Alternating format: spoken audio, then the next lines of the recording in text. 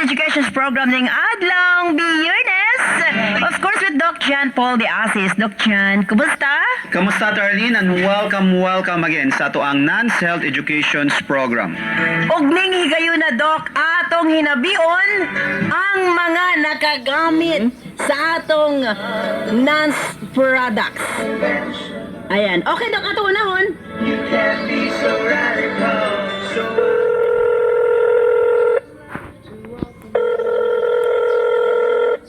Hello ma'am, mayong adlaw si Doc John Paul de Asis ni ma'am, itong kauban ni Ate Arlene sa NANS. Hello, Doc. Ma'am, pwede ba mahibawan ang pangalan? Oo, Teresita Yosoris Llama, Doc. Taga-asa man. Taga-asa man. Taga-kanunan dito sa Buanga del Sur. Alin ma'am, pwede ba na ako mahibawan kung unsa imo ang gipagbati sa imong panglawas? Wando, kadto bitaw nag-outreach ni Dres sa pagadian dali mo, dayon ang naghan kong gibati gudo ka na maghatdag akong kuto-kuto dayon. Di gyud ko kahumod og tubig labi na kung sayong buntag do kay malitong ko kabuhion dayon ko. Din constipated. Ko din ko ando ka nang nato computer. Oo. Na murag dili pa gid kay dako pero maila gid na asya dayon moto nga pag ingon gid ko sugay ka tong ulan diya sa pagadian do pero ning adto gid ko pag ingon mo Facebook kay follower mo ko ninyo do ikan pa sa sinugdanan.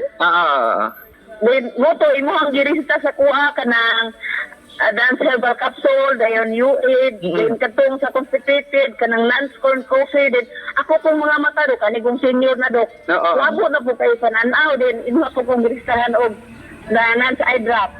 Lodi ma'am, kamusta naman ang imong gibati karon sa imong panglawas? Uy, kaloy sa Diyos, Dok. Ako kay kaning 64 na, mag-64 na ko, Dok. Igay pa dyan kay kung makatulog, Dok, kay kaning bitaw tubig na mo ang alisod kay, pero bisan pag maghumag, maglaba-laba kung magabi, Dok, o kaning sayo, wala na dito na kung kabuhion ko, habdo sa kong kuto-kuto, din. Di na ko constipated, Dok. Amayo. Yung anong, Dobi, karon ma'am na nagapadayon paghihapon ka sa imuhang pag-inom sa mga herbal. Oo, bisan ka na, wala na ko gibati, Dok, di mo na ako maintenance. Pwede na kayo na siya, ma'am, no? Then ako ganing bana po, Dok, kay buoy po kayo, ligay kahintang, Dok, kaning at sugar, dayon, saat po kayo, tagastong dugo. Ako po siya, giplano, lagi, Dok, nga ako akong palitan na anak. Pero wala pa siya nakainom sa non-serva capsule. Nakainom panlag sa Dok. Okay, so ang Siya mapainom. Wala maguna ko siya kaparisitahin ni mong apel. Sige lang, taga-ada na karon taga-advise no para sa iya. At least sa imo, nagkita naman ta patong sa pagadian, di ba to? Oo. Nagkita naman ta, natagaan ta naman ka og mga rekomendasyon. And then, dagan kay salamat no na og sa Ginoo na nakabati gid ta o nakaangkon gyud og maayong panglawas. Din sa imuhang partner, kumbaga sa iya is naa siya diabetes. Taas in sugar. Oo, ang kayo yung sugar, Dok, ay 400 kapin. Yung sige, inuman ng metformin. Dugay na niya na diagnose na naa siya diabetes. Kung mag-ulang, Dok, ay katong kung namatay iyang maguwang, murag, sige dito siya dito sa vigil, abot, makainom po siguro sige siya dito tamis, o kung sa barit. Tingala man nito tanaw niya, Dok, nga, kala mo yung siya nga, sisag pamihe, sisag inom din. Mala naman kayo iyang wait, Dok. Oo. Butong nagpa-laboratory na yun, mo na dahil ito mataas yung sugar. Kano sa tunatuig? Bago lang? Sago lang, Dok. Uy, ito lang, aging sigurado pa kasi managikan karon. Baguhanoy pwede siya. Pero sa ilang family history, dili sila diabetic. Or ano? Diabetic yun, Dok. Diabetic. Usa po tungkol sa itong yung magulang na namatay ka. Diabetic po to, then high blood. High blood. Pila na edad yung partner?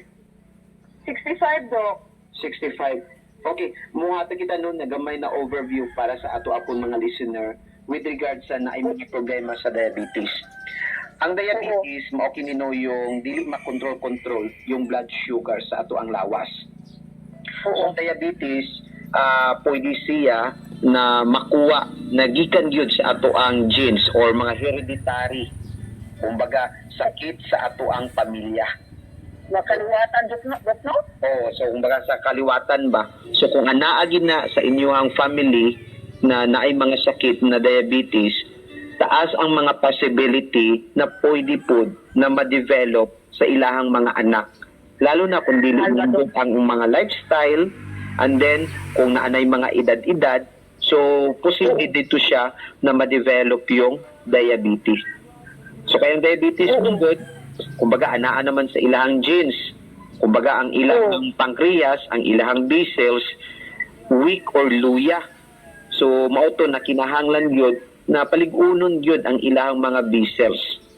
So muna sa yung overstress dili maayo, too much na sugar dili maayo na sa ilaha kay maglisod man naman sila mag-regulate kay luya man ang ilahang pancreas.